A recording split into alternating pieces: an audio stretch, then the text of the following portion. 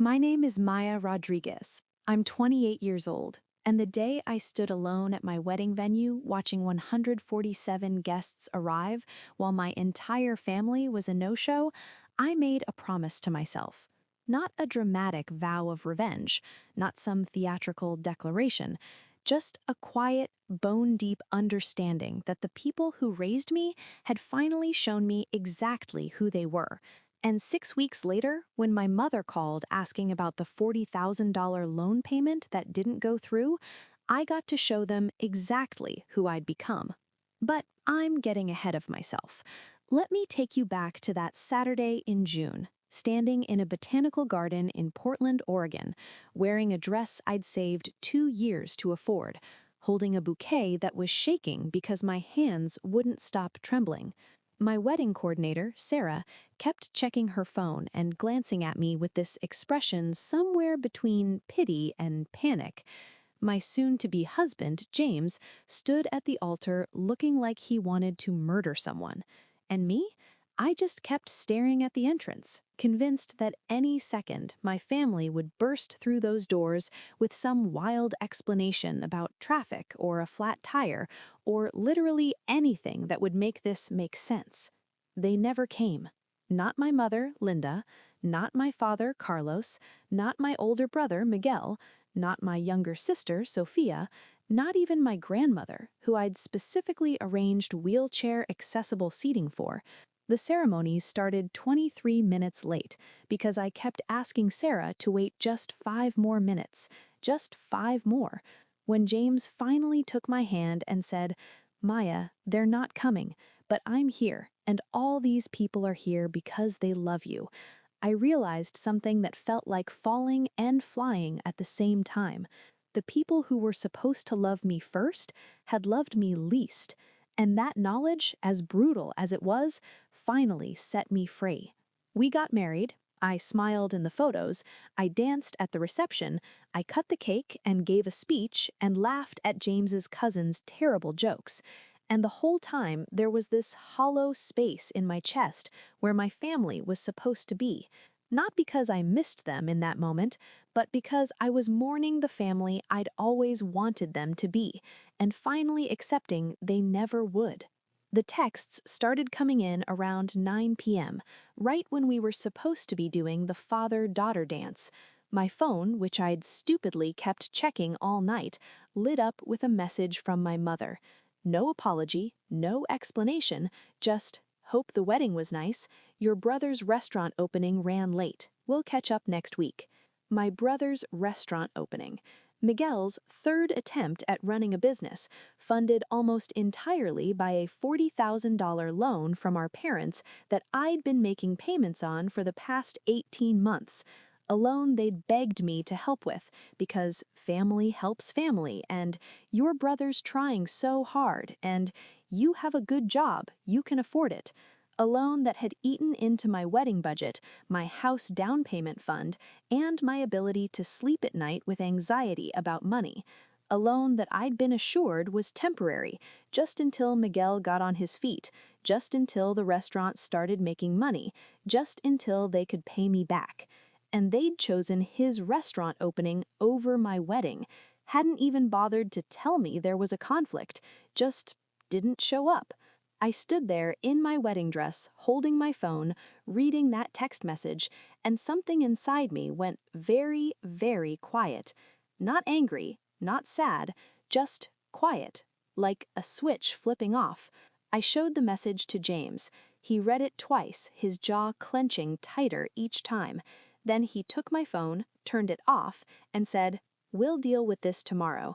Tonight, you're my wife, and we're going to celebrate that." So we did. We danced until my feet hurt. We ate cake until we felt sick. We took ridiculous photos in the photo booth. We hugged everyone who came, thanked them for being there, for choosing us, and when we finally got back to our hotel room at 2 a.m., I sat on the edge of the bed, still in my dress, and opened my banking app. I stared at the automatic payment scheduled to go out the next Monday, $2,500, the same amount I'd been sending every month for 18 months. $45,000 total, because I'd paid extra when I could, trying to help them clear the debt faster. I clicked on the payment, stared at the cancel button, and then I did something I'd never done in my entire adult life. I called my parents. My mother answered on the fifth ring, her voice foggy with sleep. "Maya? It's the middle of the night. What's wrong?" "You weren't at my wedding." Not a question, just a statement. A pause, then defensive and sharp. "Miguel's opening was important. We told you we might not make it." "No, you didn't." My voice was steady, calm. "You said you'd be there. You said you wouldn't miss it for the world. Those were your exact words, Mom. Wouldn't miss it for the world." "Well, things came up. You're being dramatic. It's just a wedding. You're married now, right? So what's the problem?" That was the moment. That sentence, "It's just a wedding," 4 words that cost them everything they didn't even know they were about to lose. I realized, you're right, it's just a wedding, and this is just a phone call. "Good night, Mom." I hung up, canceled the payment, and then I canceled every automatic payment I had set up for my family. The loan payment, the subscription to my father's favorite sports streaming service that I'd been paying for because it was too expensive and he didn't understand how to do it himself, the phone bill for Sophia's line on my family plan, the $200 monthly transfer I'd been sending to help with my grandmother's medication that insurance didn't cover. All of it, gone, canceled, done. James watched me from the bed, not saying anything. When I finally looked up, he asked, "Are you sure?" I said, "They forgot my wedding, and I'm about to help them remember exactly what they forgot." Let me back up and tell you how we got here, because none of this happened in a vacuum. This was the culmination of 28 years of being the responsible one, the reliable one, the one who always showed up and always paid up and always shut up when she was upset, because family doesn't hold grudges. I grew up in a working-class family in San Jose, California. My parents immigrated from Mexico before I was born, worked brutal hours at jobs they were overqualified for, and poured everything they had into making sure we had more opportunities than they did. I know that. I appreciate that. I'm not here to paint them as monsters. But somewhere along the way, they decided that Miguel was the golden child, the one with potential, the one worth investing in, and I was the responsible one, the backup plan, the ATM with a heartbeat. Miguel got business loans when his first restaurant failed. I got told to apply for more scholarships. Miguel got a car when he turned 18. I got a bus pass and a part-time job. Miguel got to pursue his passion. I got to pursue whatever would pay the bills. None of this made me special or tragic. Plenty of people grow up in families with unequal treatment. But it set a pattern that continued well into adulthood, and I was too well trained to recognize it as wrong. I went to community college, transferred to a state school, graduated with a degree in data analytics, and got a job at a tech company in Portland. Nothing glamorous, nothing that would make my parents brag, just a solid, stable job that paid $68,000 a year and had good benefits. I lived in a studio apartment, drove a used Honda, and saved money because that's what responsible people do. Miguel, meanwhile, kept chasing his dream of being a restaurateur. First restaurant failed within 8 months. Second restaurant lasted a year before financial issues forced him to close. Third restaurant, this was supposed to be the one that would finally prove he had what it took, the one my parents convinced themselves and me was worth betting the house on. Literally. They took out a second mortgage to give him $40,000 in seed money. I found out about the loan 6 months after they'd taken it out, only because my mother called crying. The payments were more than they could handle. My father's hours had been cut. Their savings were gone. They were going to lose the house unless someone helped. And that someone, of course, was me, because I was responsible, because I had a good job, because family helps family. I said yes, not because I wanted to, but because the alternative was watching my parents lose everything. So I started sending $2,500 a month, every month, without fail. It ate up more than a third of my take-home pay. It meant I had to move to an even cheaper apartment. It meant I couldn't afford the car I wanted, or the vacation James and I had planned, or the wedding I dreamed of. But I did it, because that's what good daughters do. And the whole time, Miguel's restaurant limped along, never quite failing, never quite succeeding, always needing just a little more time, just a little more money, just a little more faith. My parents talked about it constantly, how hard he was working, how much he'd sacrificed, how proud they were. When I mentioned that I was tired or stressed or struggling with money, my mother would say, "At least you have job security. Miguel's taking a real risk," as if my stability was luck and his instability was courage. When James proposed, I was excited but also terrified about the cost of a wedding. We'd been together for 4 years. He knew about the loan payments. He knew about my family. He gently suggested multiple times that I should stop paying, that it wasn't my responsibility, that Miguel was a grown man who needed to face the consequences of his choices. But I couldn't, because saying no to my family felt like betraying everything I'd been taught about loyalty and sacrifice and love. We set a budget for $15,000 for the wedding. Modest by Portland standards. We DIY'd what we could. I bought my dress from a sample sale. We skipped the expensive photographer and hired a talented friend. We made it work. And when my mother asked what the date was, I told her, 8 months in advance, gave her a save the date, sent her the formal invitation, called her the week before to confirm. She said yes to everything, said she would be there, said she was so happy for me. She lied. The Monday after the wedding, I woke up to 17 missed calls and 31 text messages, all from my family, none of them apologies, all of them panic. My mother, "Maya, the loan payment didn't go through. Please fix it. They're charging late fees." My father, "Your mother is very upset. Why didn't you make the payment? Is something wrong with your account?" Miguel, "Hey, I just heard the payment bounced. Mom's freaking out. Can you handle that today?" Sophia, "Why is my phone not working? Did you forget to pay the bill?" I sat in bed, reading through the messages, feeling something that might have been satisfaction, or maybe had been sadness. Maybe both. James brought me coffee and sat next to me, reading over my shoulder. "They still haven't mentioned the wedding," he noted. He was right. Not one message said, "We're sorry we missed your wedding." Not one person acknowledged that they'd done anything wrong. The only thing that mattered to them was that the money had stopped flowing. I didn't respond. Not that day. Not that week. I went on my honeymoon, a small trip to the Oregon coast that we'd planned carefully to fit our post-wedding budget. We hiked, we sat on the beach, we ate at little restaurants. We were happy, and the whole time my phone blew up with increasingly frantic messages from my family. By day 3, my mother's tone shifted from confusion to anger. "You're being childish. We had a family emergency. Miguel needed us. You don't understand what it's like to run a business. Stop punishing us and make the payment." By day 5, my father got involved. "I raised you better than this. Family helps family. Your mother is so upset she can't sleep. How can you do this to her?" By day 7, Miguel himself sent a long text. "I don't know what I did to make you hate me, but Mom and Dad are suffering because of whatever grudge you're holding.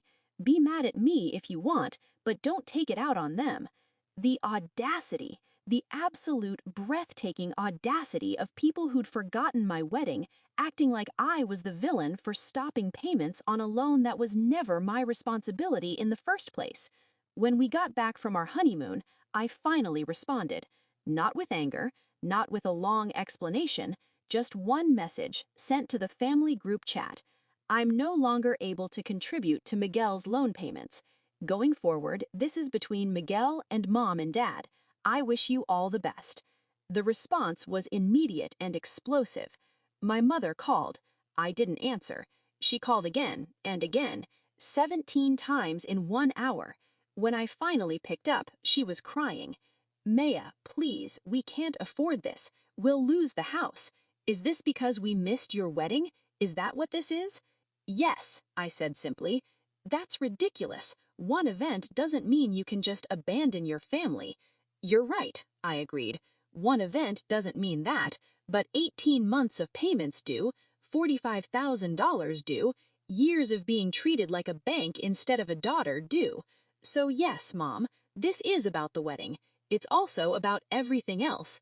You're being selfish. Maybe, or maybe I'm finally being as selfish as everyone else in this family. Either way, I'm done.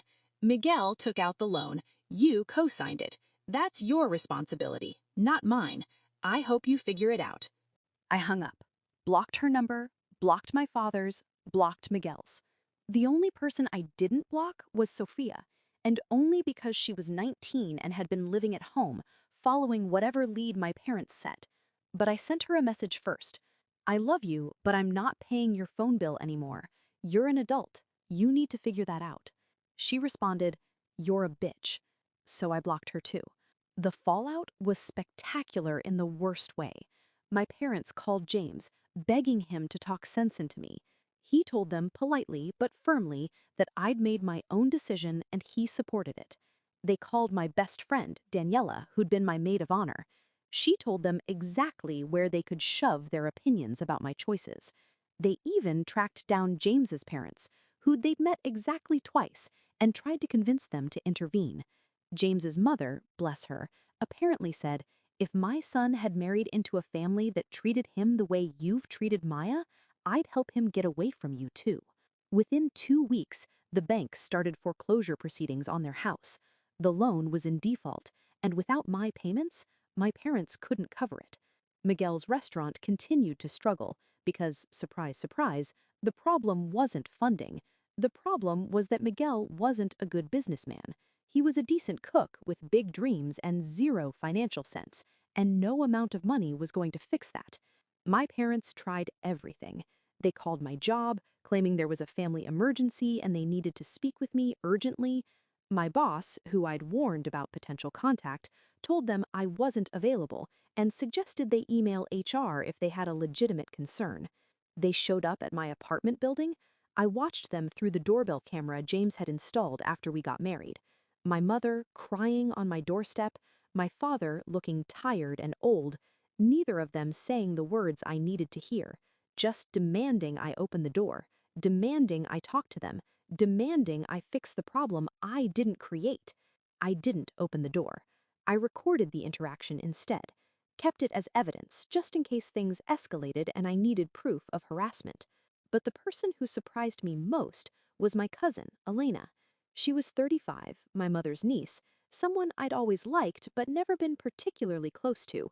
She called me 2 weeks into the silence and said, "I need to tell you something, and you're probably going to be pissed."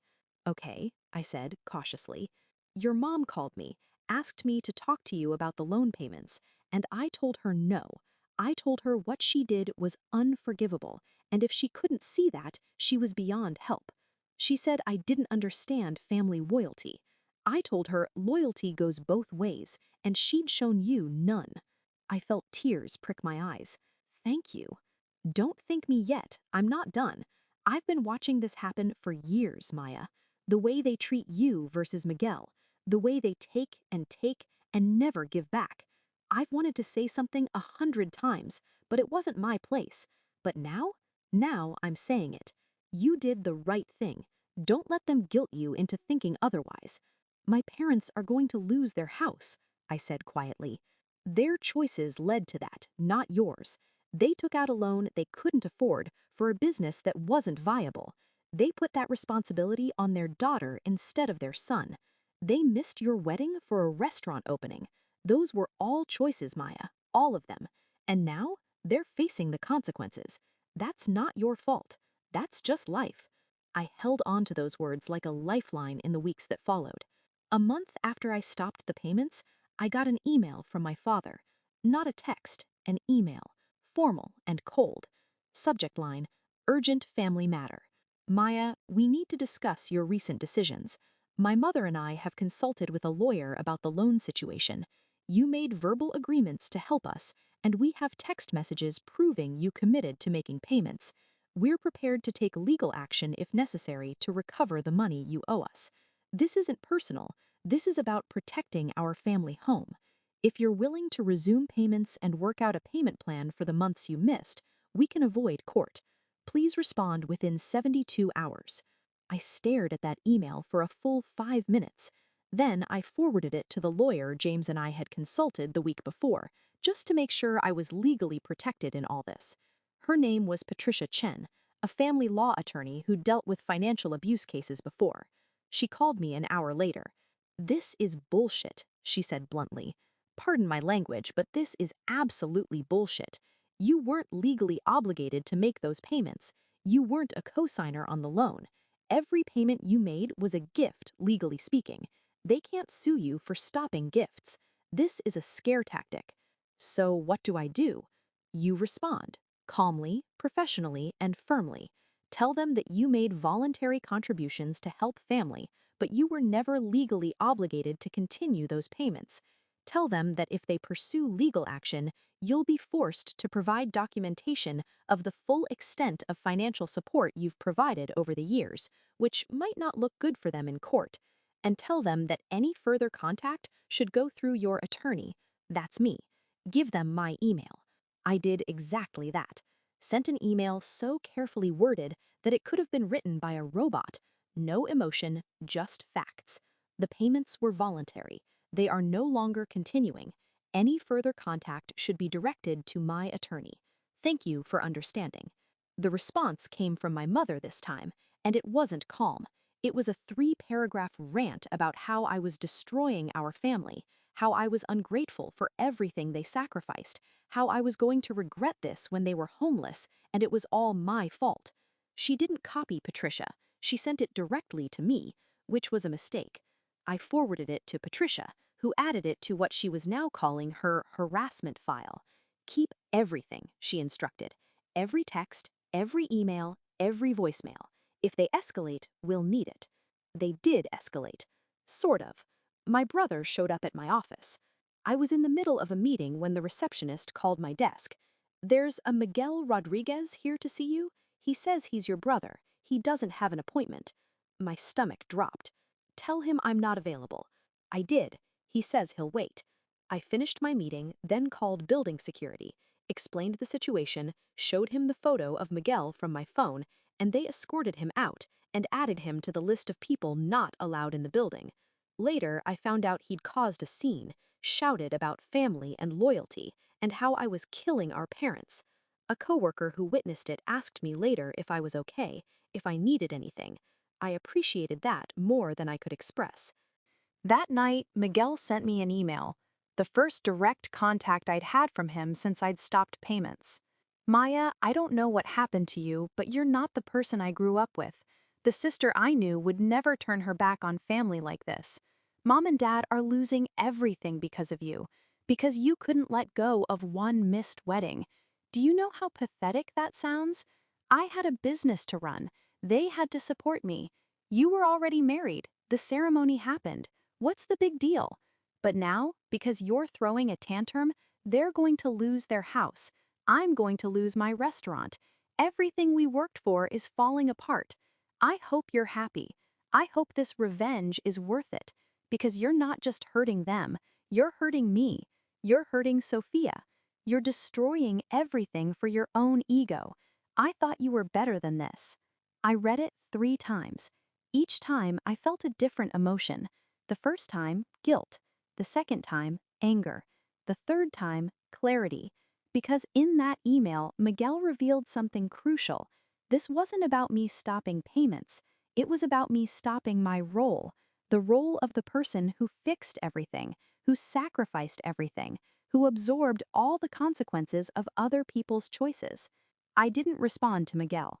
Instead, I did something that felt both petty and necessary.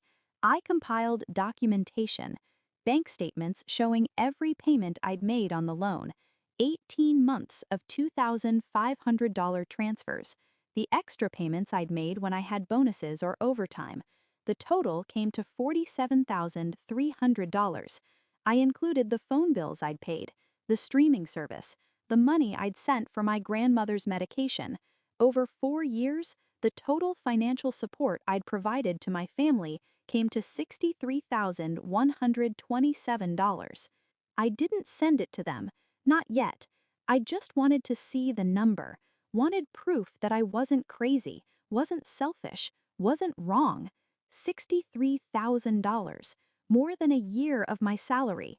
Money that could have been a house down payment, retirement savings, investments in my own future. Instead, it had gone into a black hole of other people's poor choices. Patricia saw the documentation and whistled low. If they actually try to sue you, this will destroy their case. More importantly, it shows a pattern of financial exploitation that could actually work in your favor if you wanted to pursue a case against them. I don't want to sue my parents, I said quickly. I know, I'm just saying you could. You have a case.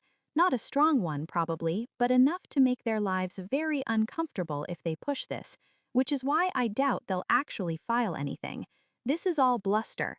They're desperate and panicking and lashing out, but they know, deep down, that they don't have legal ground to stand on. She was right. The threatened lawsuit never materialized. Instead, I got a letter in the mail 2 weeks later. Not from my parents, from my grandmother. It was handwritten on the floral stationery she'd used for as long as I could remember. Her handwriting was shaky, but the words were clear. Mija, I know you must be so hurt. I know your parents made a terrible mistake missing your wedding. I know they have not been fair to you for a very long time, but they are still your parents. They are scared and confused, and too proud to say they are sorry. I am not asking you to pay their bills. I am not asking you to fix their problems. I am only asking you to remember that families can heal if both sides are willing to try. Your parents love you, even if they are very bad at showing it. When you are ready, I hope you will talk to them, not for their sake, for yours, because holding on to anger is like drinking poison and hoping the other person gets sick. I love you, always. Abuela. I sat on my couch holding that letter and cried for the first time since the wedding, not because my grandmother was wrong, she wasn't, but because she was one of the only people in my family who'd ever treated me like I mattered for more than what I could provide. And even she was asking me to be the bigger person, to bend first, to heal a wound I didn't create. James found me like that and just held me, didn't tell me what to do, didn't offer solutions, just held me while I cried out years of accumulated hurt and frustration and grief for the family I'd always wanted but never had. 3 months after I stopped payments, my parents lost the house, not to foreclosure ultimately. They managed to sell it before the bank took it, but at a loss. They moved into a small rental apartment in a less nice neighborhood. Miguel's restaurant closed 2 weeks later. Without my payments and without my parents' ability to keep floating him money, the math just didn't work. He got a job as a line cook at someone else's restaurant, made $18 an hour, moved back in with my parents. Sophia, who'd been planning to move out and get her own place, had to stay home too, couldn't afford to leave without the financial support she'd gotten used to. She posted on social media about how family is everything until it's inconvenient, with passive-aggressive quotes about betrayal. I didn't respond, just muted her accounts. The cousin who'd supported me, Elena, sent me updates occasionally. Not gossip exactly, just information so I'd know what was happening. My parents were struggling but managing. Miguel was bitter and resentful. Sophia was caught in the middle, and nobody, still, would admit that they'd done anything wrong. Your mother keeps saying you'll come around eventually, Elena told me over coffee one afternoon. She thinks this is a phase, that you'll cool off and realize family is more important than grudges. She's completely rewritten the story in her head. Now she believes they called you the week of the wedding to explain about Miguel's opening, and you said it was fine. She's convinced herself you're the one who's overreacting. That's not what happened, I said flatly. I know, but that's how she remembers it, or how she's choosing to remember it. Your dad's a little more realistic. He told my mom last week that they maybe should have handled things differently, which is the closest thing to an apology you're going to get from him. That's not an apology. That's a political non-statement. I know, I'm just telling you what I heard. I appreciated Elena keeping me informed, but each update felt like a weight on my chest. I wasn't happy about my family's situation. I didn't feel triumphant or satisfied. I just felt tired. Tired of being the bad guy in a story where I'd done nothing but try to help. Tired of explaining to people why I'd abandoned my family, as if 18 months of payments and 4 years of financial support counted as abandonment. But I was also, for the first time in my adult life, financially stable. Without the loan payments, I could breathe. James and I started saving for a house. We took a real vacation, not just a weekend trip. We went to Japan for 2 weeks, something I'd dreamed about since college but could never afford. We ate at nice restaurants without checking prices first. We bought furniture that wasn't from Craigslist. We lived. And living, I realized, had been something I'd put on hold for years while I funded everyone else's dreams. 6 months after the wedding, I got a promotion at work, senior data analyst, with a salary increase to $89,000 a year. My boss told me I'd been on track for this for a while, but they'd wanted to wait until I'd completed a major project. The timing felt significant, like the universe was rewarding me for finally choosing myself. I celebrated by doing something I'd always wanted to do. I hired a financial advisor, a real one, not just someone selling me investment products. We sat down and mapped out a 5-year plan: house down payment, retirement, emergency fund, investment portfolio. For the first time, my financial future wasn't a source of anxiety, it was a source of hope. I also started therapy, weekly sessions with a therapist who specialized in family trauma and financial abuse, because that's what it was, I learned: financial abuse. Not the dramatic kind you see in movies, with someone stealing credit cards or emptying bank accounts. The quieter kind, where your worth as a family member becomes tied to your ability to provide money, where your success is treated as a family resource rather than a personal achievement, where saying no is treated as betrayal. My therapist helped me understand something crucial. I hadn't cut off my family. They'd cut themselves off by making my relationship with them transactional. The moment they forgot my wedding for a business event, they'd shown me that their love was conditional, and I'd simply stopped meeting those conditions. You're mourning two things, my therapist explained. You're mourning the relationship you actually had with your family, which was painful and unbalanced, but you're also mourning the relationship you hoped to have, which never existed. That second grief is often harder because you're grieving something that was never real. She was right. I'd spent my whole life hoping my parents would one day see me as more than the responsible one, as more than the bank. I'd hoped that if I just gave enough, sacrificed enough, proved myself enough, they'd finally value me the way they valued Miguel. But that day was never going to come, because the problem wasn't my worthiness, it was their unwillingness to see it.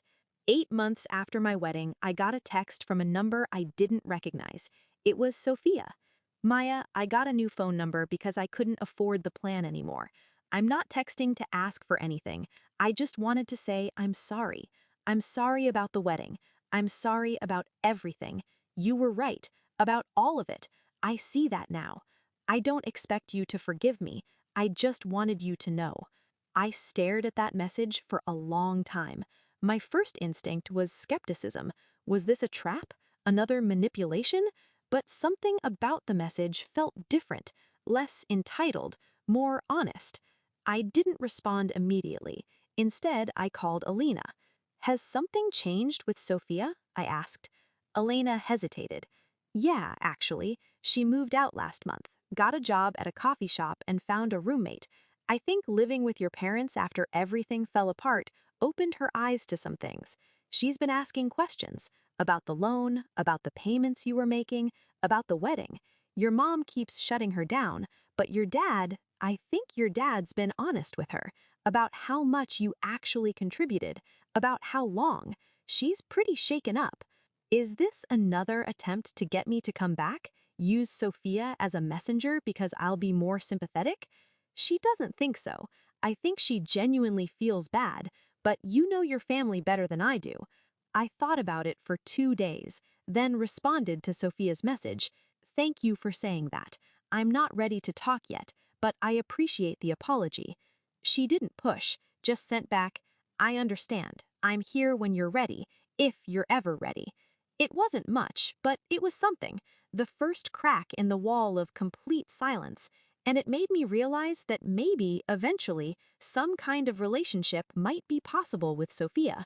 Not what we had before, but something new, something based on actual respect instead of blind loyalty. A month later, I got an email from my father. No legal threats this time, no demands, just a message that said, Maya, I know you won't respond to this. I know you might not even read it, but I need to say some things, even if you never hear them. You were right about the wedding, about the loan, about all of it. Your mother and I made choices that put you in an impossible position. We took advantage of your kindness and your sense of responsibility. We treated you like a solution to our problems, instead of a daughter with her own life. And when you finally stood up for yourself, we blamed you instead of looking at our own failures. I'm not asking you to forgive us. I'm not asking you to come back. I'm just asking you to know that I see now what we did, and I'm sorry. I'm sorry we missed your wedding. I'm sorry we put Miguel's dreams ahead of yours. I'm sorry we never told you how proud we are of you, even though we should have been saying it your whole life. You became successful despite us, not because of us, and you deserve better than what we gave you. I hope you're happy. I hope your marriage is everything you wanted, and I hope someday you can think of us without pain. I wouldn't blame you if you couldn't, but I hope. Love, Dad. I read that email sitting in my car outside the grocery store, tears streaming down my face.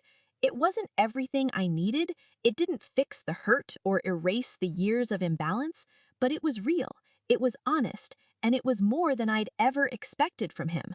I didn't respond, not yet, but I saved the email, printed it out, and put it in a folder with all the other documentation I'd kept, not as evidence anymore, just as a marker, proof that sometimes, rarely, people could surprise you.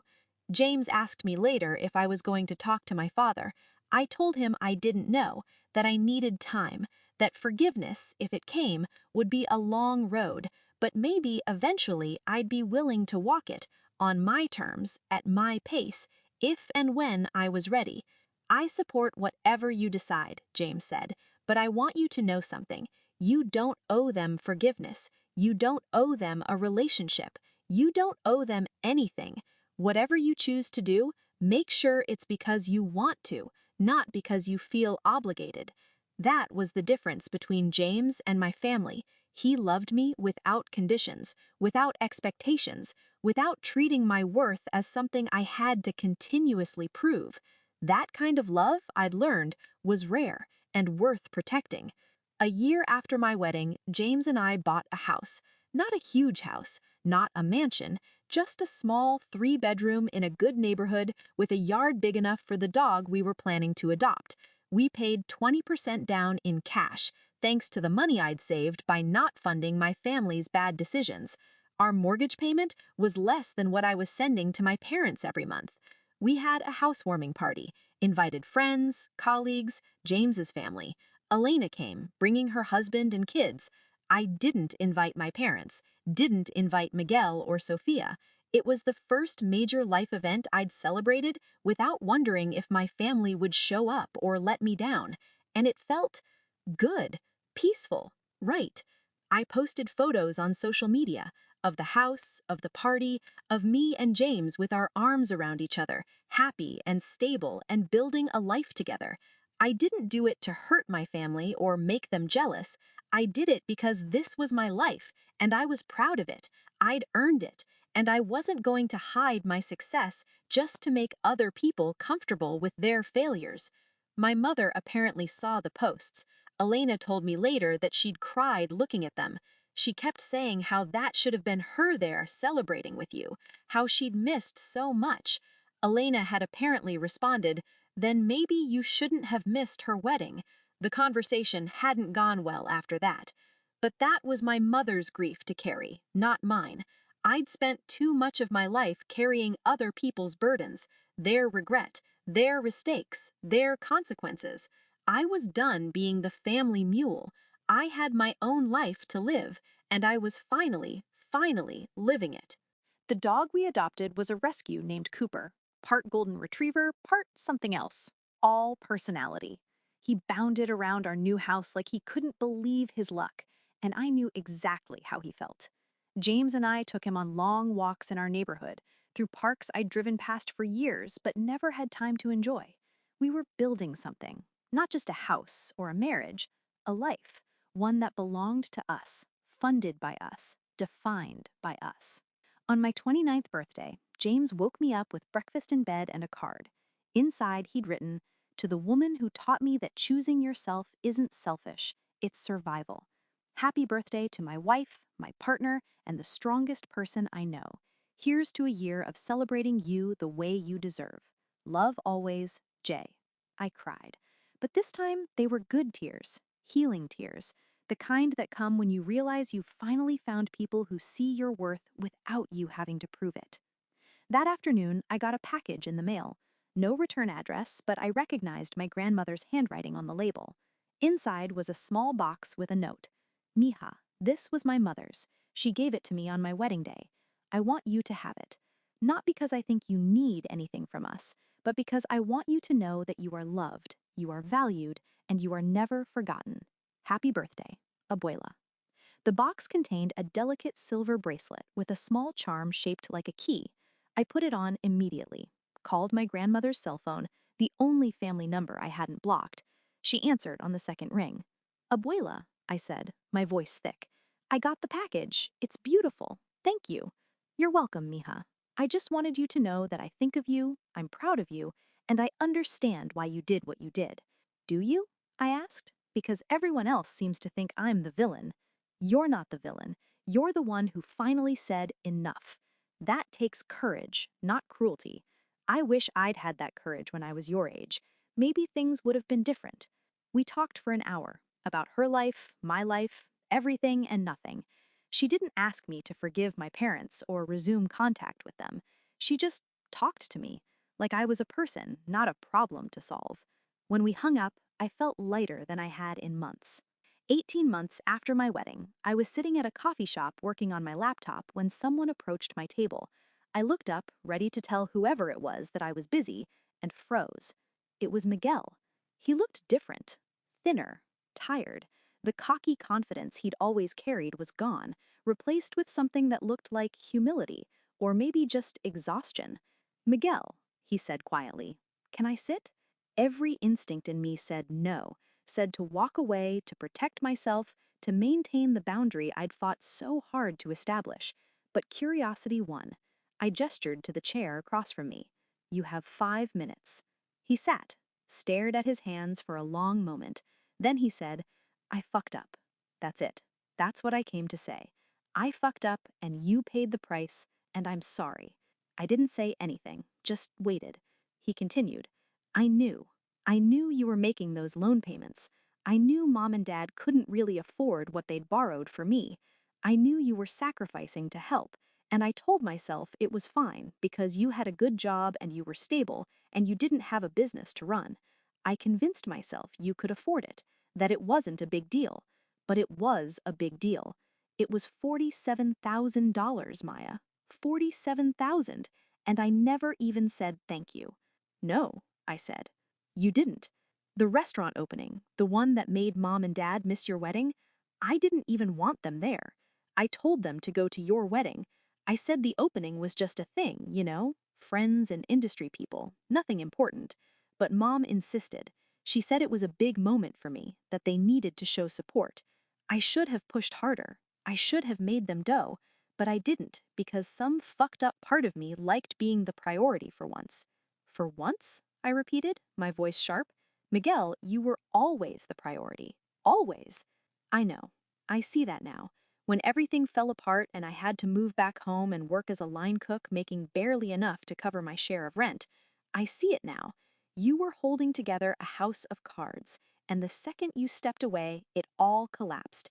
Because without you, none of it worked. The loan payments, the phone bills, all the little ways you kept things running. I took all of that for granted. Yes, I said, you did. I don't expect you to forgive me. I don't even know if you should. I just wanted you to know that I get it now, why you walked away, why you had to, and I'm sorry for all of it. We sat in silence for a moment. I studied his face, looking for signs of manipulation or dishonesty, but all I saw was someone who'd been humbled by life and was trying, however imperfectly, to make amends. Thank you for saying that, I finally said. It doesn't fix everything, but it's something. Are you happy? He asked. With your life now? Very, I said honestly. Happier than I've been in years, maybe ever. He nodded slowly. Good. You deserve that. I mean it. He stood up to leave, then paused. The restaurant, if I ever do it again, I'm doing it differently. No family money, no loans I can't repay. Just me, building something I actually earned. Might take longer, might never happen, but if it does, it'll be clean. You taught me that. Not on purpose, but you did. After he left, I sat there for a long time, staring at my laptop screen without seeing it. I didn't know if Miguel's apology changed anything, didn't know if I wanted a relationship with him again, but it mattered that he'd said it, that he'd acknowledged the truth without excuses. That was more than I'd gotten from most of my family. I texted Elena. Miguel found me at a coffee shop, apologized. It was surprisingly genuine. She responded, progress. Maybe there's hope for the Rodriguez family after all. Maybe. Or maybe Miguel's growth was his own journey, separate from mine. Either way, I was glad he was figuring things out. But his growth didn't mean I owed him a place in my life. That was a decision I'd make on my own terms, if I made it at all. 2 years after my wedding, I attended a different wedding. Elena's daughter was getting married, and she'd invited my entire family. I almost didn't go. The thought of seeing my parents in person in a setting that would remind me of my own wedding felt like too much. But Elena had been there for me when no one else was, and Rosa, her daughter, had been one of my favorite cousins growing up. So I went. With James, of course. We arrived fashionably late, hoping to avoid the pre-ceremony mingling. It almost worked. We'd just taken our seats when my mother spotted me from across the aisle. Her face went through a rapid series of emotions: shock, hope, pain, something that might have been joy. She started to stand, to come over, but my father put a hand on her arm, stopped her. They exchanged words I couldn't hear, and she sat back down. The ceremony was beautiful. Rosa married a sweet guy named David, who clearly adored Rosa. When the priest talked about the joining of two families, I felt James squeeze my hand. He knew what I was thinking, that this could have been us if my family had shown up, if they'd cared enough to be there. At the reception, the tension was thick. My parents sat at a table on the opposite side of the room. Miguel wasn't there. He'd apparently moved to Seattle for a new job and couldn't make it back. Sophia was there, sitting with cousins, carefully not looking in my direction. I danced with James, chatted with Elena, congratulated Rosa and David, and tried to ignore the elephant in the room. But then, during a quiet moment between songs, my father approached. He looked older than I remembered, grayer, more uncertain. He said, "Maya, can we talk? Just for a minute?" James tensed beside me, but I nodded. "I'll be right back," I told him. Then, to my father, "Outside." We walked out to the venue's garden, where string lights hung between trees, and the sounds of the reception faded to a background hum. My father stood with his hands in his pockets, looking at everything except me. "I got your email," I said. "The one from last year. I never responded, but I read it." "I didn't expect a response," he said. "I just needed to say those things, to get them out." "Did it help, saying them?" "A little, but not as much as hearing this helps, knowing you read it." We stood there, two people who'd shared a life, and now felt like strangers. "I'm not ready," I said finally, "to come back, to resume relationships like nothing happened. I'm not there yet." "I know," he said. "Your mother, she's not as understanding. She thinks enough time has passed, that we should just move forward. But I get it. I do. We broke something, Maya. And broken things don't heal just because you want them to. No, I agreed. They don't. Can I tell you something? He asked. Something I realized too late? I nodded. We raised you to be responsible, to be stable, to be the one we could count on, and you became all those things. But somewhere along the way, we forgot that you were also supposed to be our daughter, not our safety net, not our backup plan, our daughter. And we failed at that. We failed you. My throat tightened. Yeah, you did. I don't know if we can fix that. I don't know if you'll ever want us in your life again, but I want you to know that we see it now. I see it. What we did, what we took from you, and I'm sorrier than I have words for. I blinked back tears. I need time. Take all the time you need. Years, if that's what it takes. I just hope that someday, maybe, you'll let me know the woman you've become. Because from what I've heard, what I've seen from a distance, you're remarkable, and I'm proud of you, even if I have no right to be. We stood there in the garden, my father and me, separated by 2 years of silence and 2 decades of imbalance. And for the first time since my wedding, I felt something shift. Not forgiveness exactly, but maybe the possibility of it. Someday, eventually, if he kept showing up like this, honest, humble, without demands. Thank you, I said, for saying that. He nodded, wiped his eyes quickly. I'll let you get back to the party. To your husband, thank you for letting me talk to you. It means more than you know.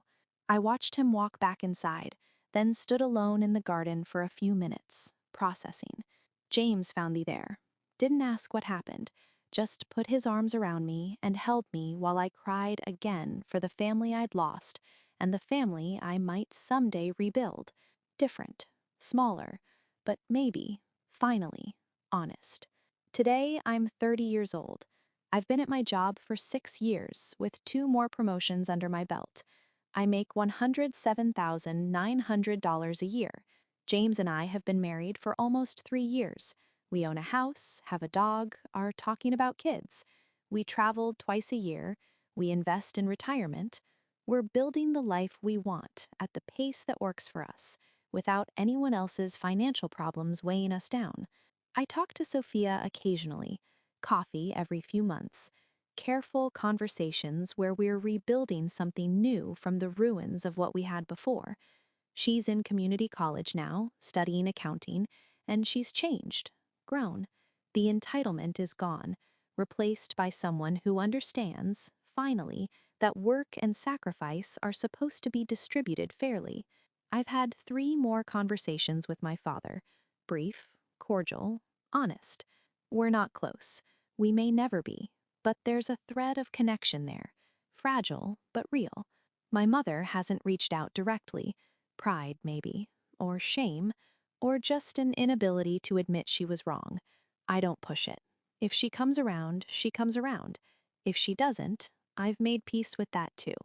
Miguel sends a card every year on my birthday. Simple cards, with simple messages. Thinking of you. Hope you're well. Never asking for anything, just acknowledging I exist. It's not much, but it's consistent.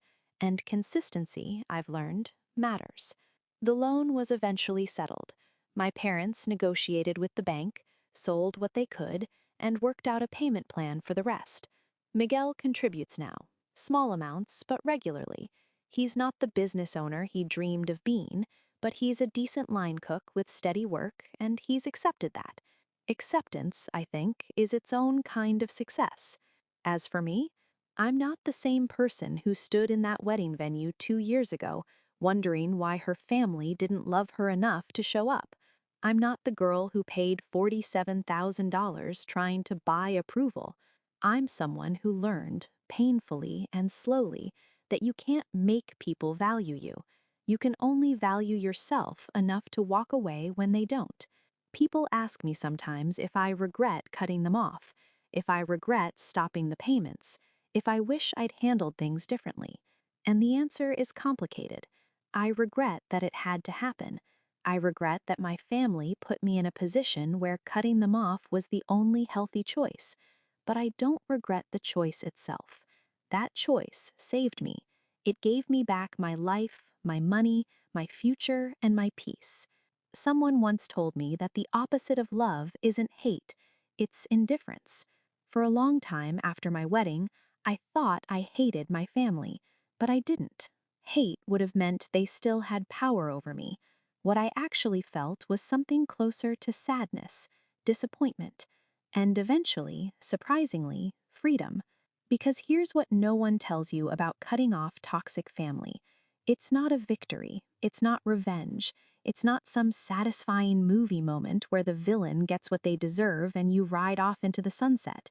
It's grief, it's loss, it's mourning people who are still alive but no longer part of your story. And it's also, if you're lucky, the moment you finally get to start writing your own story, one where you're not the supporting character funding everyone else's dreams, one where you're the protagonist, living a life that's actually yours. My family forgot my wedding, so I forgot their loan. But more importantly, I remembered something they'd taught me to forget, that I mattered, that my dreams were worth funding, that my life was worth living, and that love, real love, doesn't come with a price tag.